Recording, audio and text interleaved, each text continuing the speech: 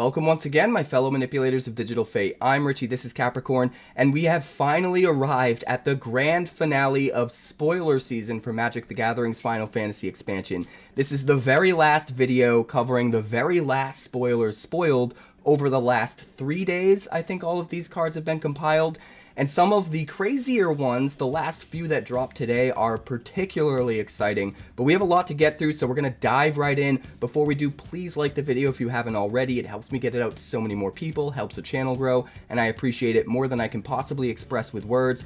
Also subscribe if you're new, because even though the spoilers are out of the way, I have a top 10 of the set coming, I have the 10 decks I'm most excited to brew coming, and potentially an entire set review after this. So there is a lot of Final Fantasy content on the way, and I will be taking place in the Final Fantasy Early Access event. That's happening on Wednesday. I'm going to be doing a 24-hour stream brewing all the craziest decks I can possibly come up with, and one of those decks is going to drop on YouTube that exact same day, with another deck tech following every single day after. And that's multiple days before the public gets access to playing with these cards on Arena. So if you're excited to see what these things can do, join me for early access. That's happening on twitch.tv/quarantinecapricorn. Because I'm alive and I'm breathing, I'm there and I'm streaming. But let's jump into these cards. First up, we've got Blitz Ball, an artifact for 3 colorless mana. You can tap it to add a mana of any color, and you can also use the Goal ability to tap it and sacrifice it and draw 2 cards.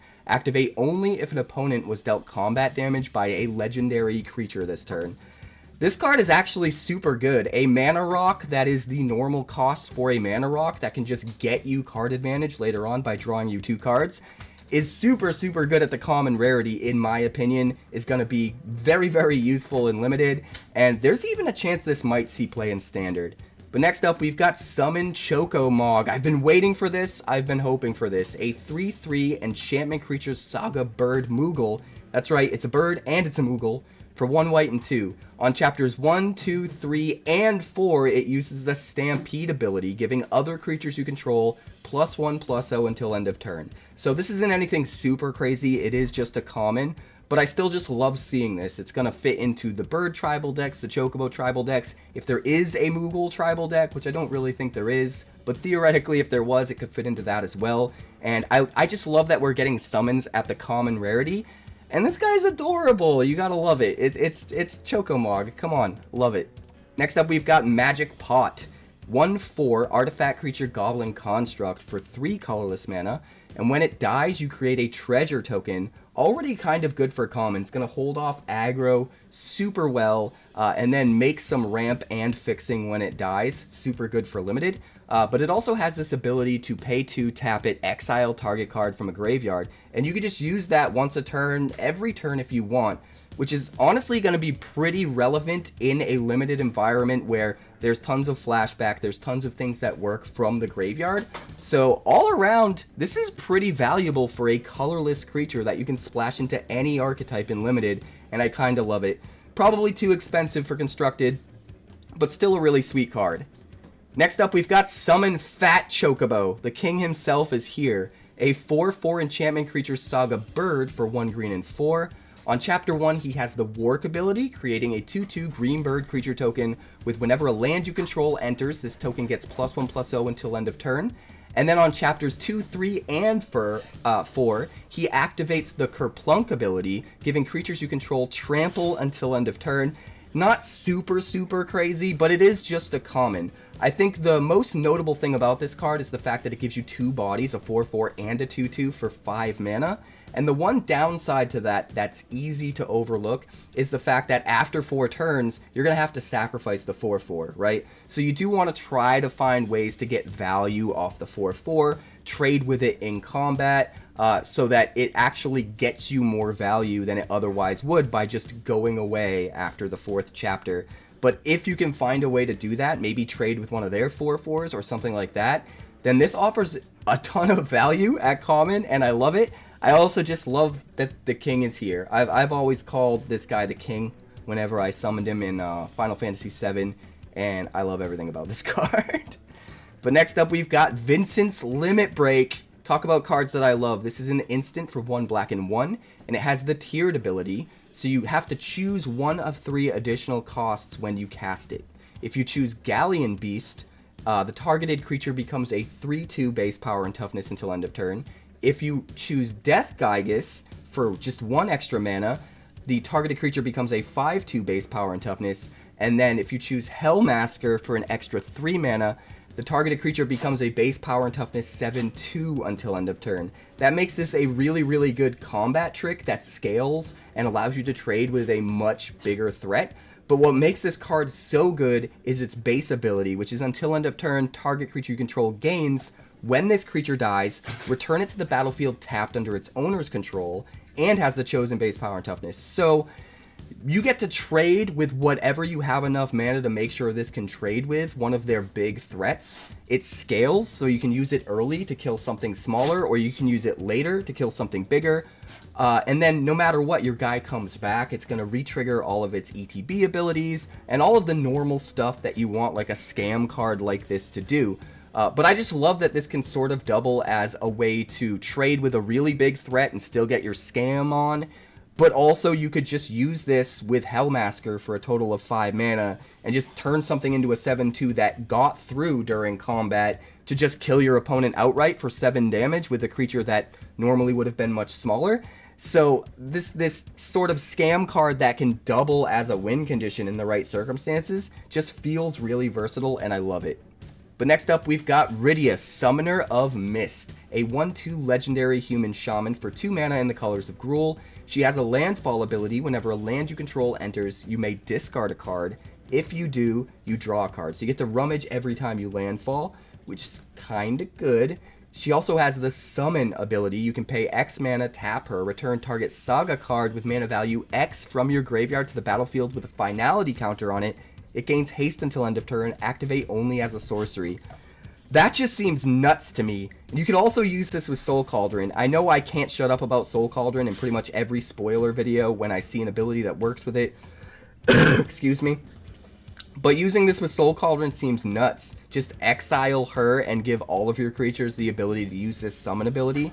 But even if you're just playing her fair, like being able to bring back a saga every turn from your graveyard, not have to use up your card advantage in your hand, and just be able to reuse all of your best sagas over and over and over again is nuts on its own. But the fact that if you hit one of the summons, which are saga creatures, it gets even better, right? Because it has haste and can attack in that turn as well.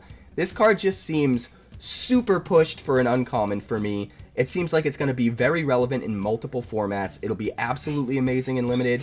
In Standard, it'll probably make a splash. I'm going to try to brew around it for sure. In fact, if you have an idea about a deck to brew around Rydia in Standard, let me know in the comments, because I might just make it during early access.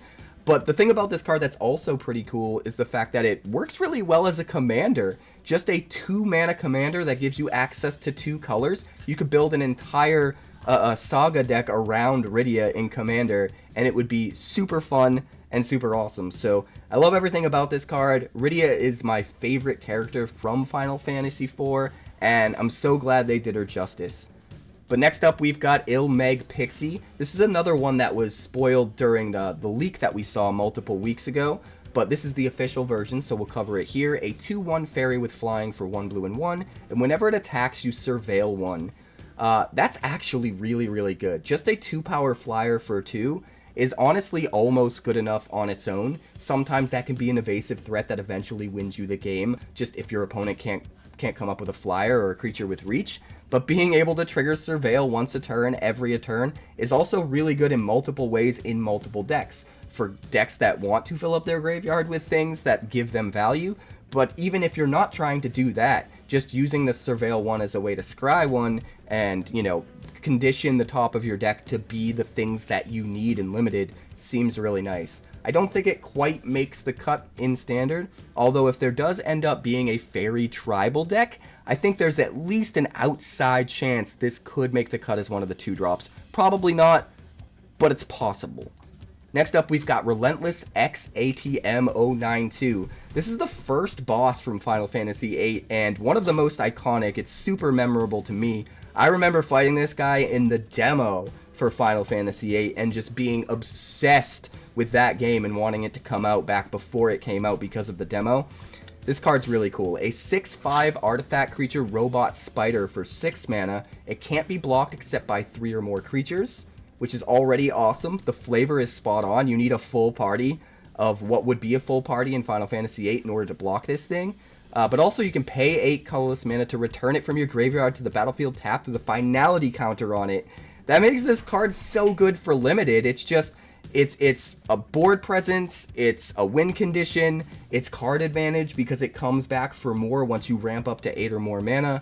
Everything about this card is awesome. I guess the one downside to it is the fact that it is a little bit expensive to get out in the first place, but we've seen a lot of ramp in this set, so I think there's a good chance this is going to feel more like it costs 5 rather than 6 because of the amount of different ways that you can ramp out mana and kind of get ahead on that.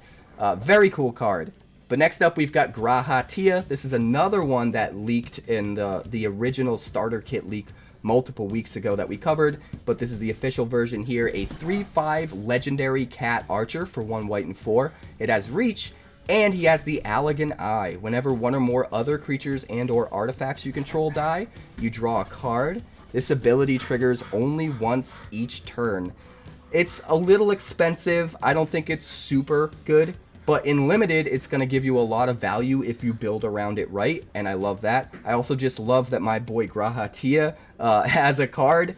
One of the coolest characters in Final Fantasy XIV, especially when you figure out the plot twist of who he really is later on. I'm not going to spoil it, but a really awesome card. Also, if you hear my dogs up to no good in the background, they are super energetic today and playing, and that's, I can't take time to stop them. We got to keep going. It's spoilers, baby. Next up, we've got Travel the Overworld, a sorcery for 2 blue and 5, but it has affinity for towns. This is another one of the really good payoffs for town decks, so it can cost only 2 blue mana if you have 5 towns out, which is nuts because it draws you 4 cards. Drawing 4 cards for 2 mana almost feels like an Ancestral Recall. Now that we're seeing some actual good payoffs for towns, I'm feeling like the town deck is in fact a real thing. How real? How good? Will it be tier 1 in standard? I don't know, but it's absolutely going to be a thing, and it has a chance. It's going to be really interesting. We're definitely going to build one during early access, but I think at the very least, trying to go towns... Hey! We're doing spoilers here! Trying to go towns in limited, I think, is definitely going to be really, really beneficial, because I think a lot of people aren't going to bother with cards like these that are super good payoffs if you're deep into towns. And if you're the one guy at the table that's going deep into towns, you're probably going to be able to snatch up all the payoffs and build a pretty ridiculous deck. But next up, we've got Tifa's Limit Break. This card is nuts. 1 green for an instant, and it's tiered. So for an extra 0 mana, you do Somersault. Target creature gets +2/+2 until end of turn. For an extra 2 mana, you do Meteor Strikes. You double target creature's power and toughness until end of turn. And for an extra 1 green and 6 mana, so we're saying a total of 8 mana, you do Final Heaven. Triple target creature's power and toughness until end of turn. I've seen a little bit of talk online about how this isn't quite as good as I think it is, but I think you're all wrong. I think this card is nuts. The versatility of being able to use this as a very cheap combat trick in a pinch to survive a combat you wouldn't, to kill something that you normally wouldn't, and also scale it up to be a ridiculous win condition if you have enough mana, either doubling or tripling power and toughness. That versatility just seems nuts, and even though you get less value out of this if you do end up playing it for just 1 mana early on, having that versatility of, you know, your trick that's useful for removing a threat and keeping your guy alive early can just be an absolute game-ending win condition later on is what makes it so good. The versatility is nuts. It almost makes it feel like the Charms, where when Charms first came out, they were very underestimated as well, because every single ability on the Charm wasn't necessarily worth the mana that the Charm costs by itself. So people underestimated those cards at first, but then they found out very quickly how good it is to have a spell like that that's versatile, that can go into different directions depending on the way the game's going. And Tifa's Limit Break feels a lot like that, so I think this one's going to end up being really, really good, and maybe a little bit underappreciated. We'll see. But next up, we've got Side Quest Card Collection, an enchantment for 1 blue and 3. When it enters, you draw 3 cards and then discard 2 cards. At the beginning of your end step, if 8 or more cards are in your graveyard, you transform the enchantment. Already pretty good in limited. Drawing 3, discarding 2, completely dictating what you have in your hand, and potentially filling up your graveyard with gas. But then if it flips, it becomes Magicked Card, a 4/4 flying vehicle that crews for just 1. So it's free board presence value that can be crewed by literally any creature, unless it's a 0 power creature, I guess. And also keep in mind the fact that this set has a lot of the hero tokens, the 1/1 hero tokens, so there's a lot of ways of making random 1/1s. So you get even more value out of things like Crew 1, because there's more ways to crew it without giving up the value of having to crew it with a better creature that can also attack or block. So I actually think this card's going to be really, really relevant and limited. But next up, we've got Rydia's Return. 2 green and 3 for a sorcery, and you choose one. Creatures you control get +3/+3 until end of turn, or return up to 2 target permanent cards from your graveyard to your hand. I actually love everything about this card. Normally the downside of cards that buff your whole team a bunch to be like an Alpha Strike win condition sort of thing are that if you don't have them in the right situation, they're kind of dead cards in your hand. If your opponent has wiped your board or killed all of your best creatures, you kind of can't do a lot with it. But having the second mode here, where you get 2 permanent cards back from your graveyard if you're behind on card advantage, well, now you have 2 completely different situations where this card is useful. You can either get back a bunch of presents that can help you put pressure on the opponent, or you can Alpha Strike for the win out of nowhere. And having that built-in versatility is just going to be really, really powerful. Also, the art is just sweet. Maybe it's because I like Rydia so much, but I'm loving this card. Next up, we've got Exdeath Void Warlock, a 3/3 legendary spirit warlock for 3 mana in the colors of Golgari. And when he enters, you gain 3 life. At the beginning of your end step, if there are 6 or more permanent cards in your graveyard, you transform Exdeath. He becomes Neo Exdeath Dimensions End. Star power, 3 toughness with trample, and its power is equal to the number of permanent cards in your graveyard. So the most notable thing about this is even if they kill it, you gain 3 life, right? And you got rid of their removal spell. But if they don't kill it, it flips for free. You don't ever have to spend the mana, any kind of mana, to flip it. So at some point in the game, it just all of a sudden becomes a 6/3 trampler out of nowhere that still only ever costs you the 3 mana and only scales up to get bigger and bigger as the game goes on. And that just seems absolutely game-breaking in certain scenarios, especially in Limited. But even in Constructed, I think there might be a little bit of wiggle room for this card to appear in certain decks. Either way, the flavor is spot on. I absolutely love everything about this card. The art is amazing, and it's just cool to see the big bad of Final Fantasy V represented on such an interesting card. I love everything about it. But next up, we've got the Masamune. I guess I have to pronounce it Masamune. I put up a spoiler short when this card was first spoiled, and I called it the Masamune, and everyone lost their minds and told me I was pronouncing it wrong. But look, I go way, way back with my first introduction to the Masamune was in Chrono Trigger. There was no voice lines in Chrono Trigger. Nobody was pronouncing the name. We didn't know how it was spelled. So my childhood, or how it was pronounced rather, my childhood, I remember having really good memories attached to calling it the Masamune. Frog getting the Masamune. Like, to me, it is the Masamune because my sentimentality for my childhood and the things that I experienced during my childhood is much more important to me than calling it properly, than you know, pronouncing it properly. And I don't always think that way. Most times I go with the proper pronunciation on things, and I think it's important to. But there is this little piece of me, certain things from my past, from my childhood that I grew up with that I'm really attached to, I will just always pronounce it that way. Same thing with Titus, right? Some people call it Titus. Can't do it. To me, it's Titus because it always has something to do with water, you know? Cloud is the cloud in the sky. Water. Squall is another name for a small shower. And so Titus to me was always Titus, like the tides of an ocean. Those are two things I'm just not gonna call them the way I'm supposed to call them, I guess. This is the Masamune. But anyway, to bring this full circuit, you can tell I'm tired. To bring this full circle, the Masamune is a legendary artifact equipment for 3 colorless mana. As long as equipped creature is attacking, it has first strike and must be blocked if able. It equips for 2 colorless, and equipped creature has, if a creature dying causes a triggered ability of this creature or an emblem you own to trigger, that ability triggers an additional time. This card is really, really good. It is a bit expensive to get it going. It works perfectly well with the new Sephiroth, which makes sense because this is Sephiroth's sword. In that deck is going to be an aristocrat style deck, and you're going to get to double all your death triggers with this, which is just amazing. But I love that it's versatile. Like, this card can be used to not only double all of your death trigger stuff, but you can also equip it to a random creature and swing in to force them to block it so that they can't block maybe one of your other creatures that has an ability that triggers off doing combat damage to the opponent.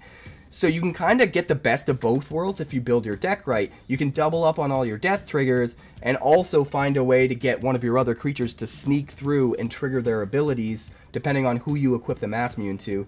And I love everything about that. The fact that it gives first strike forever, it must be blocked if able forever, is just, I guess not forever, it is just when it's attacking. But as long as it's equipped, every single attack, you're going to have access to that. And you're going to have access to all of the double death triggers no matter what. I feel like this is sort of an aristocrat player's wet dream. I will absolutely be brewing around it, but let me know in the comments if you have ideas about how to build around it, because I think this card is sweet. Next up, we've got the Wandering Minstrel, a 1/3 legendary human bard for 2 mana in the colors of Simic. Lands you control enter untapped, and he has the Minstrel's Ballad. At the beginning of combat on your turn, if you control 5 or more towns, create a 2/2 elemental creature token that's all colors.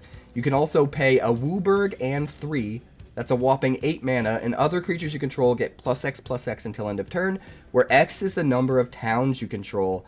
This feels kind of like a 𝐽𝐿𝑚𝑒 for towns rather than legendary creatures, and it's really, really cool. This is obviously the ultimate end-all be-all payoff for the town deck in Constructed, and it's going to be pretty sweet. I'm excited to try and brew this and see how good it can be, because getting free 2/2s just seems awesome. All of your tapped lands entering untapped also seems awesome. Everything about this card just seems like it's going to give you the most value when it comes to payoffs in the town deck, and that's just really exciting. It's really hard to evaluate how good that deck is going to be until we build it, but seeing a class like this from Final Fantasy XIV, seeing this character from Final Fantasy XIV getting this much love makes me so happy.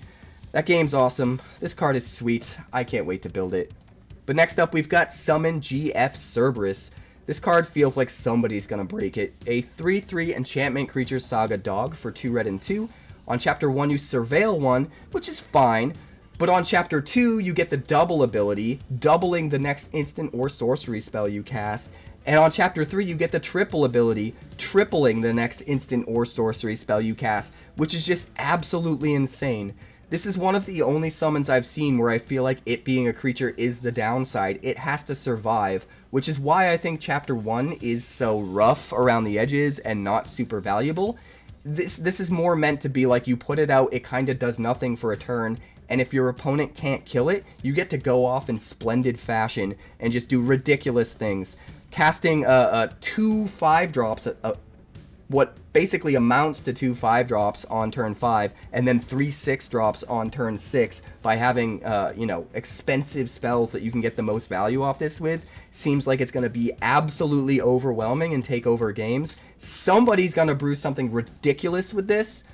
Will it be us? I don't know. Let me know in the comments if you have ideas about what exactly to use this with, because I think there's a ton of potential for this to work in a combo deck where you just do ridiculous things, take over the whole game out of nowhere, and I'm really excited to figure out what that deck is, so let me know if you have ideas in the comments.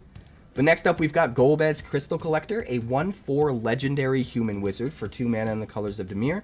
Whenever an artifact you control enters, you surveil 1. At the beginning of your end step, if you control 4 or more artifacts, you return target creature card from your graveyard to your hand. Then if you control 8 or more artifacts, each opponent loses life equal to that card's power. This card just seems nuts in go-wide artifact decks. All of your artifacts entering are going to let you fill up your graveyard, and then as you get more and more artifacts out, every single end step, you're just pulling stuff out of your graveyard. It's going to be better in artifact creature decks so that you have more creatures to potentially pull out. And I feel like a deck like that's only going to get better as standard starts to grow and we see more sets come down the line. But even just now, I feel like this guy's just waiting to find an amazing synergy to pair up with him. I think there are going to be so many ways to potentially take advantage of Golbez and just like go wide with artifacts and just get ridiculous value turn after turn after turn. The one big downside is the fact that they can kill Golbez. But if they're focusing all their best removal on getting rid of your 2-drop instead of some of your more expensive threats, that's not necessarily the worst thing ever. So I think Golbez is really sweet. But next up, we've got Excalibur 2, the end-all, be-all equipment for life gain decks. A legendary artifact equipment for just 1 mana. Whenever you gain life, you put a charge counter on Excalibur 2. It equips for 3 mana, and equipped creature gets +1/+1 for each charge counter on Excalibur 2. Now, hear me out. Even though the equip cost is a little bit expensive, and overall this takes a lot of mana, you can just play this down for 1 mana early and still build up the charge counters. It doesn't need to be equipped right away in order to start getting that value built up. So I think you could just play this early, start gaining a bunch of life in your life gain deck, get a bunch of charge counters on it, and then wait until later when you're out of gas or you have a bunch of extra mana, then start equipping it to things, and all of a sudden, every single creature has the potential to become a game-ending threat that your opponent has to deal with. If they can't get rid of the Excalibur, you just keep equipping it to something after they kill it. Eventually, you're just going to overwhelm your opponent and just brute force your way to a victory. So I do think in life gain decks, this is worth trying out. It could end up being absolutely bonkers, specifically because it builds up those charge counters without being equipped. And I just kind of love that. So I'm excited to try out Excalibur 2. Also, it's just such an iconic sword from Final Fantasy IX. Steiner here in the art using it is perfect.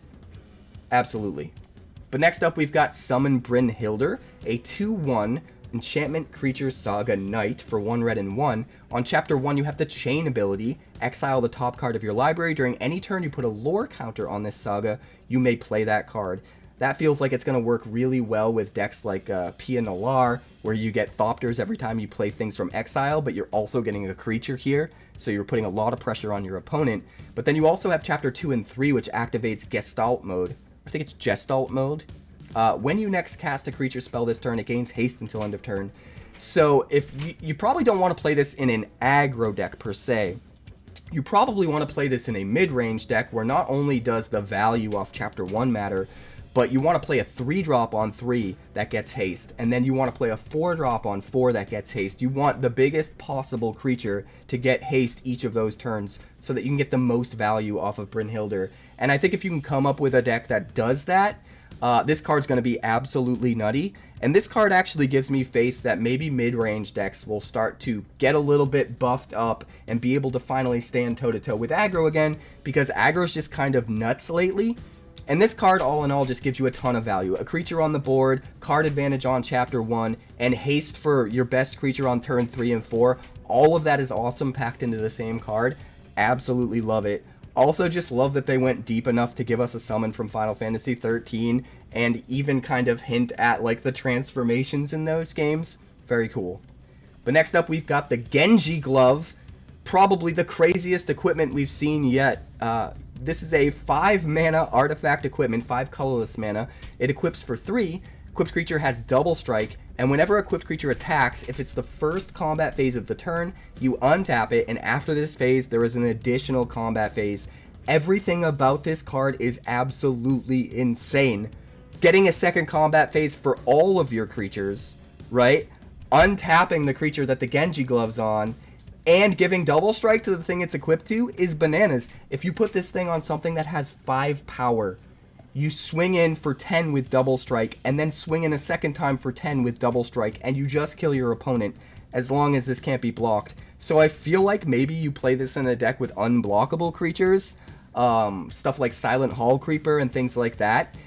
It is a little bit expensive, right? It's going to take you a total of 8 mana before you get this online, but we also have a ton of equipment synergies coming in this set. that are going to help us to make things like that cheaper. There are multiple cards that allow you to equip equipment for free without having to spend the mana. I do think there's a way for this to sneak into equipment decks and be a huge heavy hitter game ender that could potentially come out of nowhere. I feel like there's a lot of different ways to build around this. You just have to be really cognizant of how much mana it takes to get this thing online. So it's not going in an aggro deck or anything like that. But in the right deck, this card's just absolutely nuts. Also love seeing Gilgamesh represented here. Final Fantasy V, very sweet. But we've finally made it to the very last card of spoiler season. And this one's a doozy, guys. This is Venat, Heart of Hydaelyn from Final Fantasy... Even the dog's excited. From Final Fantasy XIV, she's a 3/3 legendary elder wizard, and whenever you cast a legendary spell, you draw a card. This ability triggers only once each turn. Already pretty good in a Legends Matter deck. But she also has the Hero's Sundering ability. You pay 7 mana, tap her, exile any non-land permanent, so it's removal, but then also transform Venat, and she becomes Hydaelyn the Mother Crystal, a 4/4 legendary creature god with Indestructible that has the Blessing of Light ability. So at the beginning of combat on your turn, you put a +1/+1 counter on another target creature you control, and until your next turn, it gains Indestructible. If that creature is legendary, you also draw a card. Absolute end-all, be-all win condition. An indestructible creature, it gives your best other creature indestructible and makes it bigger with a counter. And the indestructible lasts until your next turn, not until end of turn, which means you can actually use that creature as a blocker on your opponent's turn and have it still have the indestructible, which is nuts. And as if that wasn't enough, you're getting card advantage every time as well because you're drawing a card. This absolutely confirms that legendary tribal decks are going to be an absolute thing as soon as this set drops. There's so many legends coming in this set, and I just can't wait to see how that deck turns out. If you have ideas about how we can build that deck, definitely let me know in the comments, because we have to build that during early access and see it pop off. I cannot wait. But that's going to do it for this entire spoiler season, guys. We made it through. I just want to remind you, I do have another video coming with my top 10 cards of the set, and then another one after that with the 10 decks I'm excited to brew the most. In fact, some of your ideas about what I should be brewing during early access might inspire me to include those ideas in my top 10 decks that I want to brew. So let me know in the comments what decks you want to see, what cards you want to see me build around, because early access is coming. That's happening this Wednesday, guys. I'll see you there. That's twitch.tv/QuarantineCapricorn, because if I'm alive and I'm breathing, I'm there and I'm streaming. Final Fantasy has arrived.